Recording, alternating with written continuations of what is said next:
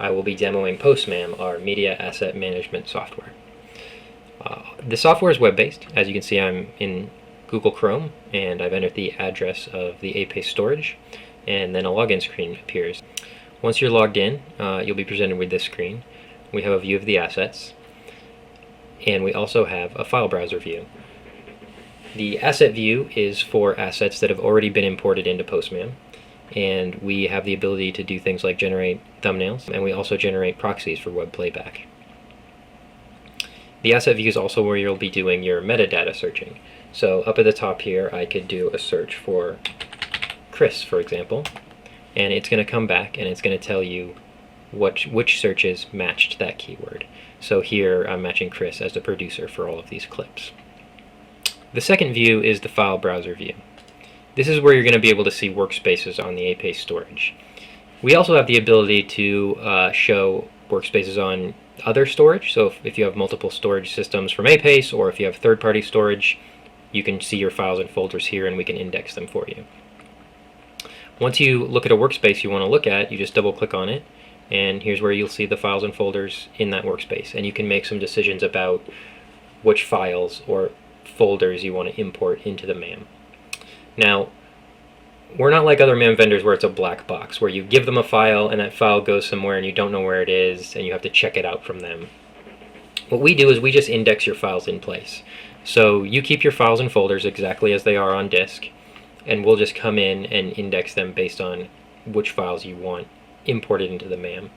We also have technology to relink those files. So if those files move or if they're renamed, we will nightly go through, scan, and find where those files have moved and relink them within the MAM.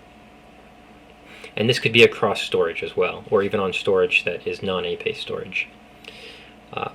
We also, if a file's been deleted and we can't find it, we will just mark it as offline to know that, hey, you can still play back the file in the MAM, you can still edit metadata, you can still look at the comments, but you just can't go and grab that file because it's no longer on disk.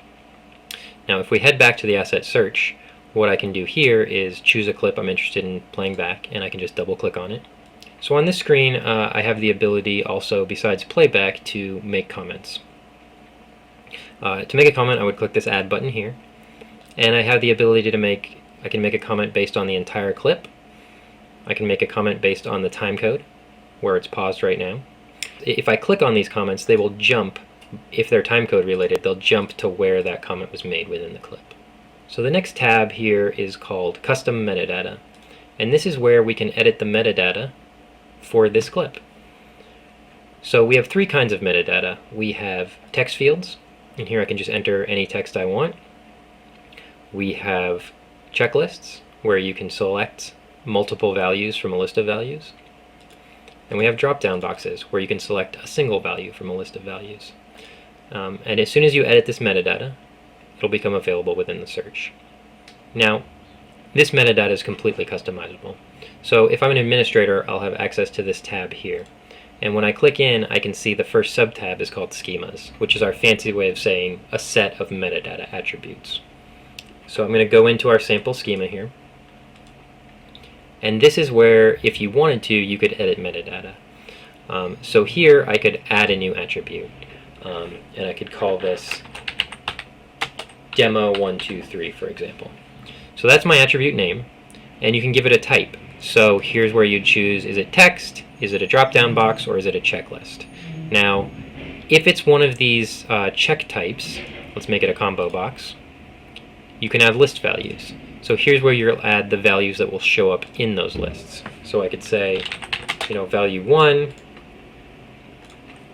value 2, and so on. And if I come back into my clip, I can now refresh, and we see that I have our demo123 attribute here, and it's got a drop down with value 1 and value 2. And I can save that down, and I can do a search for that, and it comes back and matches my search. What we're trying to do with the MAM is add as much automation as we can. We know that it can be a lot of work to enter in metadata by hand. So one of the ways we're trying to do that is by using this auto pull. And the general idea here is that you already have in the clip's header a bunch of metadata.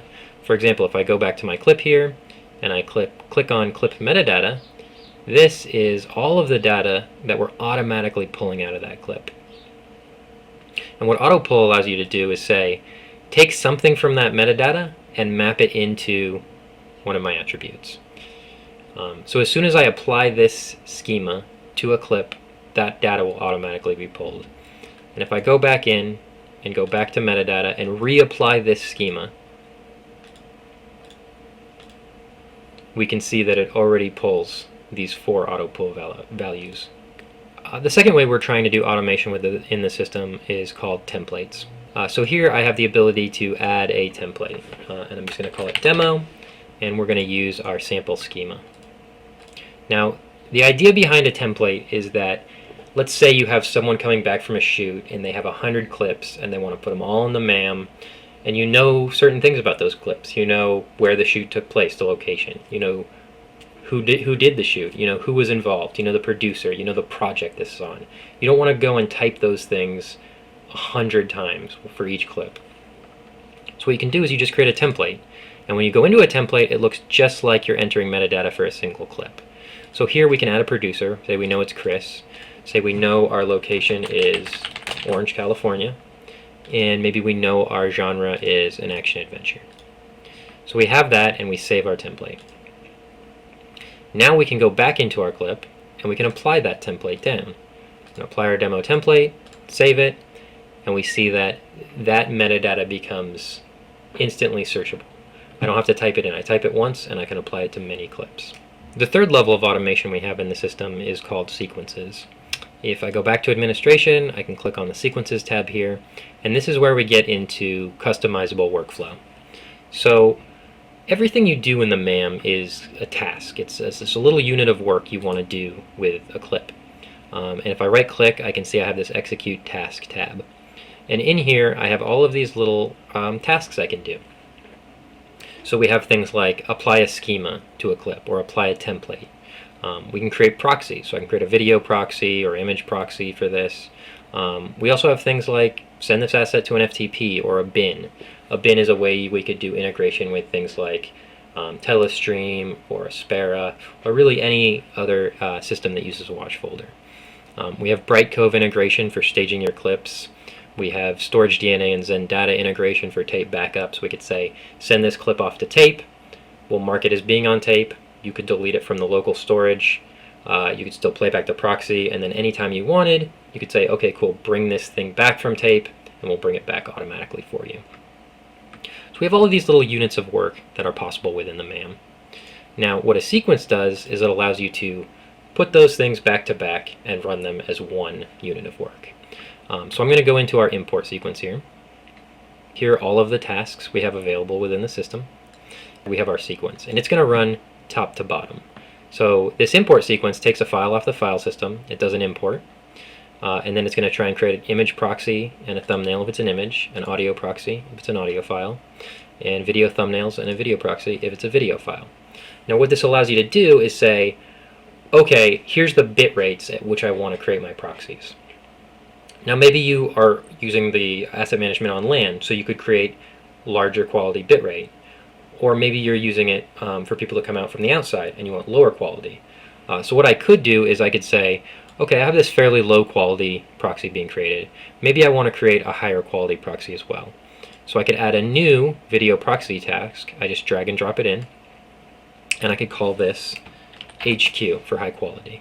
And let's say I want it to be 5 megabits, maybe 192K audio, and let's make it 720p. And I can save that down, and now I've just added another task into my sequence, and I'm going to create 2 audio proxies, when I run this task. Maybe I also want to say, okay, also apply our sample schema and our demo template that we created. So I'm building out this workflow. So now what's going to happen is when I run this, I'm going to import a clip into PostMAM. I'm going to create proxies, the proxies that I want, so a high quality video and a low quality video that the user can choose. I'm going to apply a schema, which is going to also do those auto pulls and add metadata. And I'm going to apply a template, which is going to add our metadata. And this is all with one click. So now what I can do is go up to my file browser and find a clip that I want to run this sequence on. Click yes, and it's going to get added into our job queue. Now, it runs as one job. If I click on it, down below, I can see here all the steps that this job is going to take when it runs. So we can already see that it's been imported. I've created my thumbnails, and now I'm working on the first video proxy. Alright, and our job is done. So now I can go back into my clip here and refresh it. And we see that we have our proxy playing back, and we have a standard and our high quality proxy that we can choose from. Also, if we go into our custom metadata, we can see that I already have metadata entered for this clip. So we have our 4 auto pulls as well as our template applied. The fourth level of automation is a way to batch process all of these things that we've seen. So if I head back to the administration tab, I have these 2 tabs here, watch folders and scheduled scans. What a watch folder allows you to do is create a folder on the file system where when you drop files in, it triggers some action. In this case, it's going to trigger a sequence of your choice. So we could pick our import sequence that we've been using.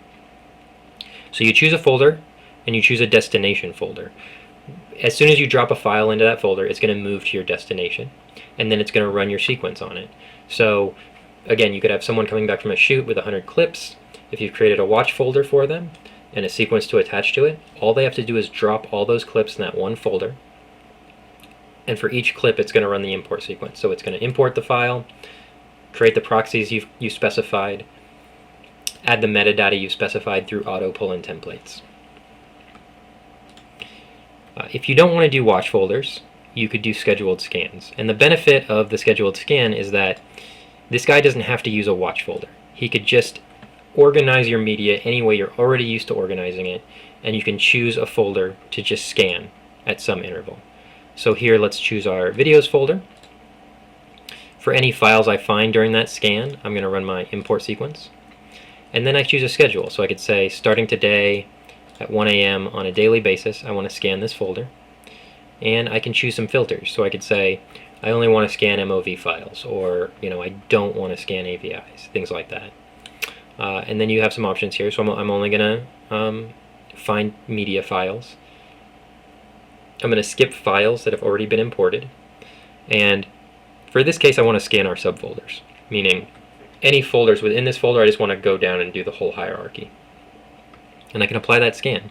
So now every day at 1 a.m., every new media file in this folder that I find, I'm going to import, again, proxies and metadata are auto-applied. So now you just organize your media the way you always have been, and you're constantly getting the new media that we find imported and into the MAM with the sequence that you're interested in. Now these sequences don't necessarily have to be just for proxies and metadata. I could also say send it to Zendata, or send it to storage DNA, or send it to some FTP somewhere. So you have a lot of power in manipulating these sequences. So now that we're done with the automations, the next feature I want to show of the MAM is called channels. And if I click up here, I'm able to create channels. And what a channel is essentially a shared playlist where you can say, here's the clips that are going to go in this channel, and then you can give someone a login to the MAM where they can only see the channels they have access to for playback and comment. And a lot of times this is used for review. So if you have some clips you're working on for a customer or a producer, you can throw them in a channel, they can log in, they don't get access to the whole MAM, they just get access to look at those clips and play them back. So let's use our demo channel here. I'm going to go ahead and open this channel up, and I'm going to remove the clips that are already in it, and we're going to add some new clips. So I'm just going to pick a few clips, it could be audio, video, or image, and I'm going to drag and drop those clips into the channel. And if I go back up, I can see the public user has access to this channel. But you can create as many of these channel users as you like, and you can give different users access to different channels. So I'm going to go ahead and log out. And here I can log in as that public user with their username and password. So you may give this address and username and password to a client. They log in, and they just go to this channels page. So they can go and view their demo channel. And here they can play back their clips. They can cycle through the clips, and they can add clip or timecode level comments. The comments they add are only visible to the channel user, meaning if I had internal comments about this clip between the editors, they would not show up here. So comments for channels are kind of in their own area. So beyond these simple searches that I showed, we also have the ability to do custom searching. And this is a full Boolean search. So here I can choose from a number of different attributes, like the duration of the clip, or what directory is that clip in, what's the file name, what's the file size, what type of clip is it. So for example, I could say, cool, I only want to search for videos, and I can execute that search and only videos come back.